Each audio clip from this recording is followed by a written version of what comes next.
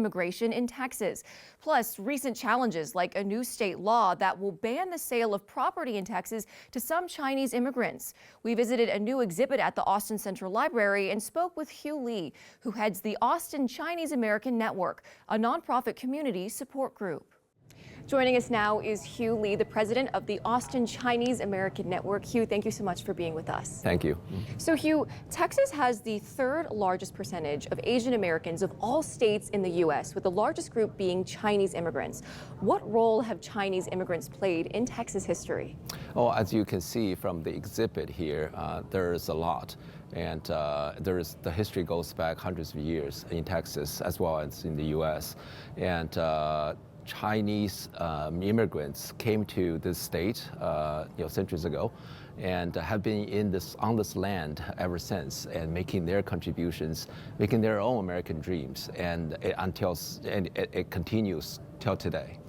And these days, economic, along with geopolitical and other tensions, or rather a rivalry between the U.S. and China, have been top of mind. How is that then impacting Chinese Americans here in Texas today?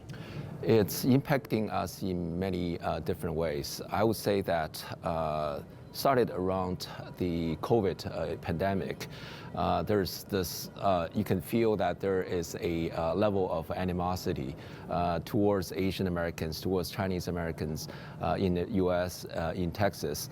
And I think things got even worse lately. We feel that there is a lot of tension that was put on the Chinese American here in Texas, and that makes us feel fearful and uncertain about our future, and particularly our next generation's future in Texas.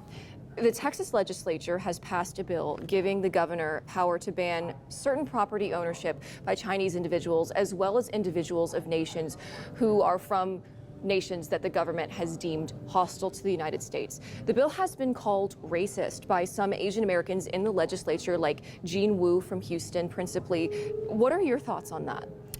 I think my personal view is that these bills are definitely discriminatory, and because it singles out nationals from certain countries, from around the world, certain countries to target. And by definition, that is a discrimination on the national origin basis. These bills, like SB 17 that you just mentioned, targets people from 4 different countries. That's China, North Korea, Iran, and Russia. And so the bill, SB 17, even though in name targets nationals from those 4 countries, it actually predominantly targets Chinese Americans or Chinese nationals in Texas. So you could legitimately call, some of the clauses targeting, a specific group from a certain country to be racist. And the tensions between U.S. and China, some are saying, is what's propelling this, and they're citing these national security concerns.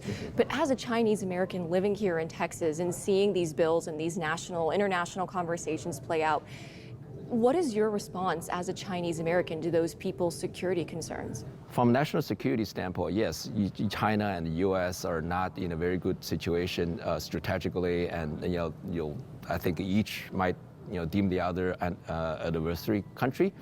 The problem is, I have no problem of government policies targeting foreign countries or foreign governments or even the ruling parties, but we cannot actually impact the people, the individual people who are from those countries, who are already in the U.S. legally and in Texas legally, building our American dream.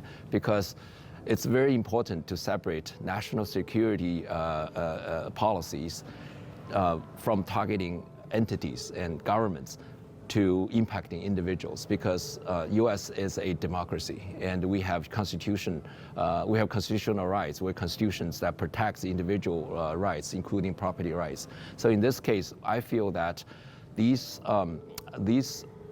legislations, trying to strengthen the security measure of Texas against the foreign adversaries, but it actually impacts individuals like me and like my friends and students who are coming to Texas to study, workers, high-tech workers coming to the Texas to help build a manufacturing, high-tech manufacturing in Texas and build the Texas economy. I think the impact on these people is what really, really worries us and worries our community. Well, Hugh Li, president of the Austin Chinese American Network, thank you so much for answering our questions and sharing your insight with us. Thank you for having me.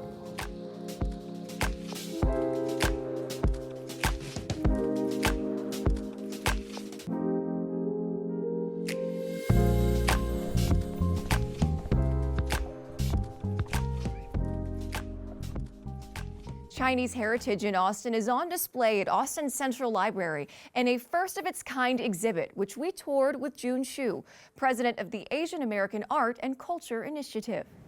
Now we're here with the president and founder of the Asian American Art and Culture Initiative, Jun Xu. Jun, thank you so much for being with us. Thank you for having us. So Jun, right now we are at the Austin Central Library at the new exhibit, Roots Unveiled, Chinese American History, 1783 to 1945. That's a lot of years. So please, can you tell us how all the various artifacts, the videos and the photos and other cool objects you have here help tell the story of Chinese immigration here in Texas? Well, actually, this history has been overlooked for many years.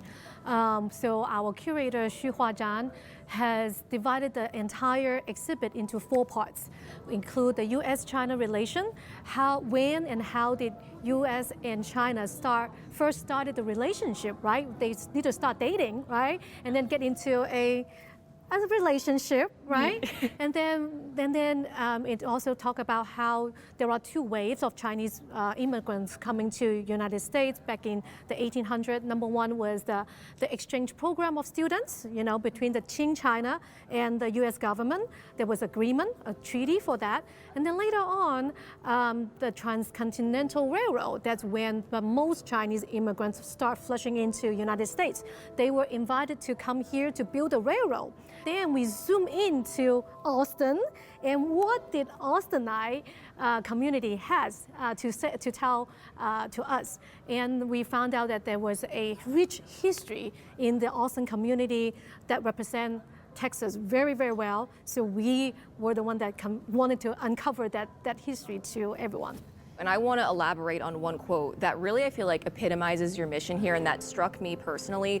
The quote from your curator saying in part, quote, "Too often, Chinese Americans are caught between geopolitical tensions they didn't create," end quote. It's certainly very timely to today. Why do you think it's important to better understand and to shed new light on these eras of Chinese American history? I think history tells us that Chinese Americans always caught in between, like you said, right? So back in the 1800s, 1780s, after the Transcontinental Railroad was done, there was the Chinese Exclusion Act. So we were the one being expelled. And then now we are caught in between this geopolitical tension. We wanted to send a message that the people should be separated from the government. And we should not be penalized by what the Chinese, our origin government has done. And being penalized here in the U.S. We are here basically seeking the American dream that we want, and we are here to build a beautiful family, contribute back to the society that we live in, just same thing as what we're doing in Texas. And that's the message that we wanted to send out. And that being said, when people come here, what do you hope that they learn and take away with them?